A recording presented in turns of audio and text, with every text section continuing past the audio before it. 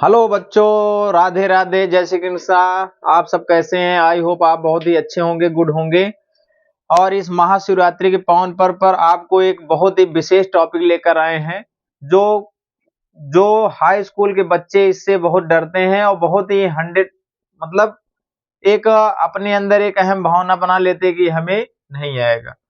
जो कि बच्चों के द्वारा जो है कमेंट में देखा गया है कि सर आप केमिस्ट्री मतलब फिजिक्स पढ़ाते हैं तो 10 तक हम केमिस्ट्री बता देते हैं, बहुत ही सिक्योर। मतलब कहने का मतलब है एक एक बेसिक से बेसिक पॉइंट आपको बताने वाले हैं। यहाँ टॉपिक लग चुका है आईयूपीएससी के बारे में। इससे चर्चा करने से पहले हमारा जो है टॉपिक वाइज वीडियो जो है हर एक सब्जेक्ट का जो है 1 मार्च से जो है अपडेट होगा इसी चैनल एक्टिव स्टडी आईक्यू पर। तो जो भी बच्चे हमारे इस चैनल से जुड़े हुए हैं वो आने वाले बच्चों को जो हाई स्कूल में प्रवेश करेंगे उनके लिए बहुत ही सुनहरा अवसर है इस चैनल से जुड़ने के लिए और सही जानकारी प्राप्त करने के लिए। ठीक है, भौकाल नहीं मारते हैं हम, जो बताएंगे एकदम ठोस होगा, नहीं बताएंगे तो नहीं ही रहेगा। ठीक है, चलिए देखते हैं। बहुत ज्यादा क्योंकि बात नहीं करेंगे क्योंकि एग्जाम बहुत ही सन्निकट है। भोलेनाथ की कृपा बनी रहे आप सब पर, और जो भी टॉपिक इस समय पढ़ें आपको 100% वो समझ में आए और अच्छे से एग्जाम को क्रैक करें। चलिए देखते हैं आईयूपीएससी क्या है। आईयूपीएससी का फुल नेम क्या है? International union of pure applied chemistry. ठीक है, अब इसमें देख लो, इसमें मेन जो वर्ड होते हैं वही अगर आपको समझ में आ गया समझ लो ये आईयूपीएससी माने जीरो, हलवा है एकदम। ठीक है, चलिए देखते हैं। इसमें आपको एक शब्द जानना है, ये पूरा आईयूपीएससी क्या होता है। देखो, एक होता है मूल शब्द। क्या होता है? मूल शब्द। ठीक, इधर होता है, जैसे आप सफिक्स परफिक्स पढ़े हैं तो इधर होता है एक अनुलग्न। ठीक, और इस साइड एक इससे पहले मूल शब्द के पहले जो लिखा जाएगा वो पूर्व लग्न कहलाता है। क्या कहलाता है? पूर्व लग्न। ठीक, तो यही आपका क्या है? आईयूपीएससी नाम। जो डरते हैं, अब सोच रहे हो कि ये कौन सा आईयूपीएससी नाम है, यही मेन आईयूपीएससी नाम है ही है। अब यही मूल शब्द अगर आप सीख लीजिए, अनुलग्न सीख लीजिए, पूर्व लग्न सीख लीजिए, आईयूपीएससी कंप्लीट। ठीक, जो 10 में है बहुत ही बेसिक, ज्यादा से ज्यादा 5 से 6 कार्बन तक का आपसे पूछता है, बहुत बहुत ही नॉर्मल। ठीक है, आप विगत वर्ष में आप उठाकर पेपर देख लीजिए, बहुत ज्यादा हाई फाई नहीं होता है। ठीक है, चलिए मेन वर्ड के बारे में हम जानते हैं क्या है। मेन वर्ड के बारे में हम जानेंगे, बहुत ही बेसिक कॉन्सेप्ट हम, और इसको एक ही वीडियो में पूरा धमाल मचाने के साथ साथ आपको सिखाएंगे और 100% आपको समझ में भी आएगा। ठीक है, क्या है मूल शब्द? क्या होते हैं? कार्बन की श्रृंखला में उपस्थित कार्बन की संख्या। ठीक है, अगर एक कार्बन है तो भैया कार्बन का प्रतीक सी होता है, तो C1 लिख दिए तो इसको कहते हैं मेथ। क्या कहते हैं? मेथ। ठीक, 2 कार्बन है तो इसको कहते हैं एथ। क्या कहते हैं? एथ। बात को समझना। ठीक, ETH। ठीक, और C3 है, 3 कार्बन श्रृंखला बन रही है। ठीक है, तो क्या हो जाएगा? इसको लिखते हैं प्रोप। ठीक, प्रोप। ठीक, 4 कार्बन की श्रृंखला बन रही है तो इसको लिखते हैं ब्यूट। क्या लिखते हैं? ब्यूट। ठीक, 5 कार्बन की श्रृंखला है तो इसको लिखते हैं पेंट। क्या लिखते हैं? पेंट। ठीक, क्लियर? क्या लिखते हैं? पेंट। ठीक, 6 कार्बन की श्रृंखला है तो लिखेंगे हेक्स। बस यहीं तक आपको हम बताएंगे क्योंकि हाई स्कूल के लिए बहुत ही ज्यादा से ज्यादा 6 कार्बन पर्याप्त हैं। ठीक, क्लियर? अब इस चलिए अब अनुलग्न बारे में। अनुलग्न बहुत ही आसान है। देखो, अगर कार्बन कार्बन के मध्य एकल बंध है, क्या कहलाता है? एकल बंध कहो या अबंध कहो, दोनों एक ही बात है। ठीक, एकल बंध है तो क्या लगता है, एन, क्या लगता है, एन। ठीक, अगर कार्बन कार्बन के मध्य दो बंध उपस्थित है, द्विबंध, ठीक, द्विबंध उपस्थित है तो यहां पे क्या लगता है, इन, एन ई। अगर ट्रिपल बॉन्ड उपस्थित है, त्रिबंध उपस्थित है, ठीक, कार्बन कार्बन मध्य, क्या लगेगा, आइन, क्या लगेगा, आइन, E Y sorry Y N E.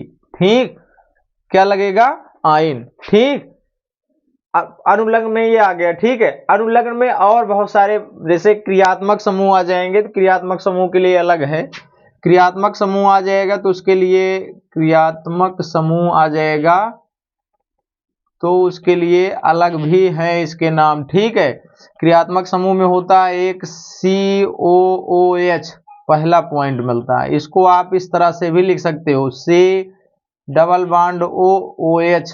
ठीक, और इसके लिए फिर क्या लगता है, अनुलग्न में ओइक अम्ल लिखा जाता है। ठीक, ओइक एसिड। ठीक, यहां पे दूसरा आता है OH, इसमें क्या होता है, ये तो जनरल जैसे ऐसे लिखा जाएगा, OH लिखा जाएगा तो इसका होता है आल। ठीक, OL जुड़ता है। ठीक, एक आता है CHO। ठीक, इसमें क्या लगेगा, इसको एक तरीके से दूसरे तरीके से क्या लिखेंगे, इस तरह से भी संरचना दी रहती है, H।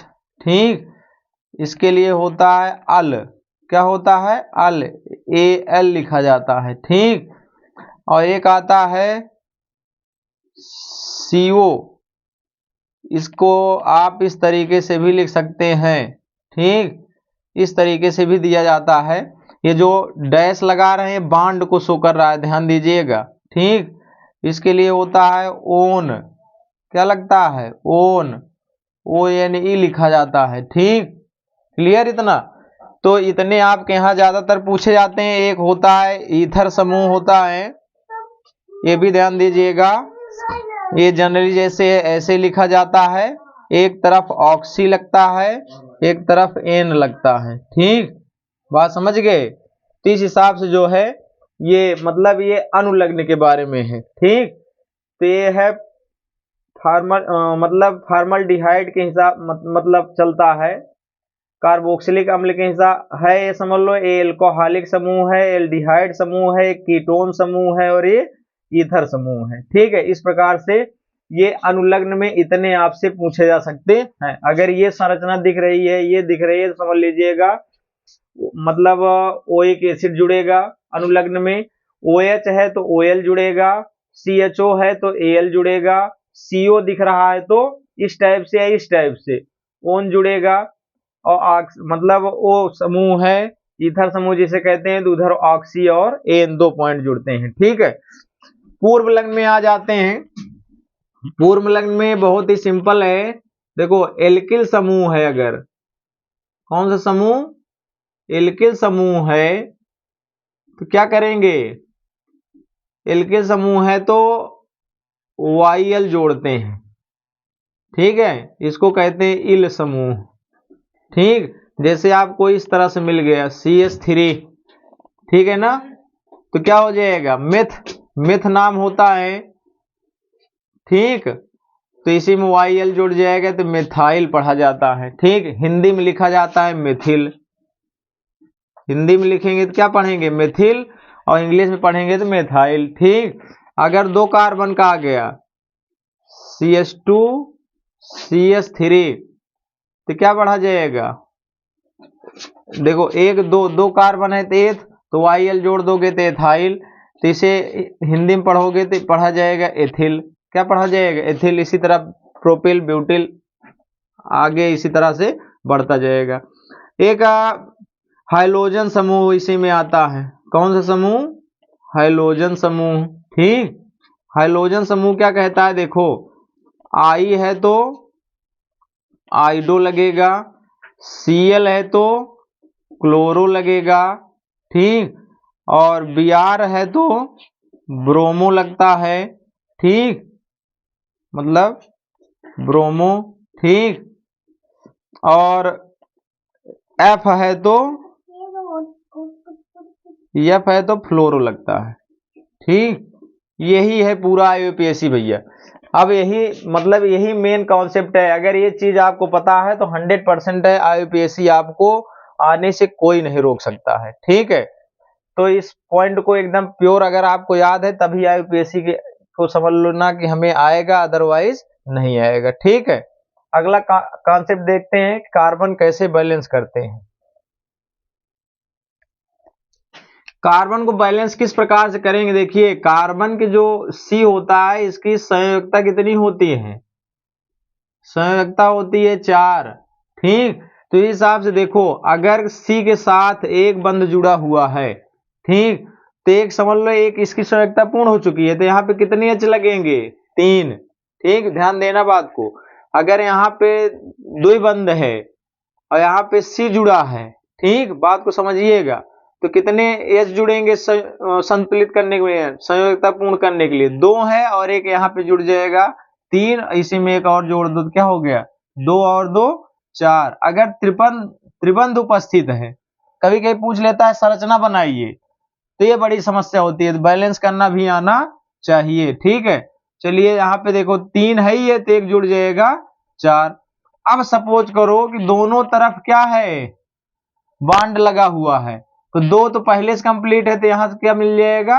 H2, तो 2 1 3 1 4। ये बॉन्ड को काउंट किया जाता है संयोजकता में। ठीक है, ये विशेष ध्यान देना, इसमें बहुत ही बेसिक पॉइंट है, एकदम मतलब कम से कम बेसिक से बेसिक पॉइंट आपको सिखा रहे हैं, आप ध्यान देना। यहाँ पे देखिए, अगर यहाँ पे द्विबंध है, एक तरफ सिंगल है, तो 2 और यहाँ पे 3 हो गया, एक और जोड़ दें तो यहाँ क्या हो गया? 4, तो एक H जुड़ेगा। अब दोनों तरफ अगर द्विबंध उपस्थित है, बात को समझें, तो 1 2 3 4, काम खत्म, इसमें कुछ नहीं जुड़ने वाला है। ठीक, फिर आगे देखिए, एक तरफ त्रिबंध है, तो यहाँ पे कितना? एक इधर हो गया, तो 3 और 1 4, ये भी, इसमें भी H नहीं लगेगा। तो इस प्रकार से जो है संयोजकता आप आसानी से मतलब बैलेंस कर सकते हैं। किसका? मतलब कार्बन की संयोजकता को आसानी से हम बैलेंस कर सकते हैं। ठीक है, इसी के साथ जो है हम बताना चाहते हैं कि अब जो एक बेसिक कॉन्सेप्ट पढ़ाया गया है, इसी पर आधारित अगली वीडियो पे हमारे विजिट करेंगे। जय हिंद, जय भारत।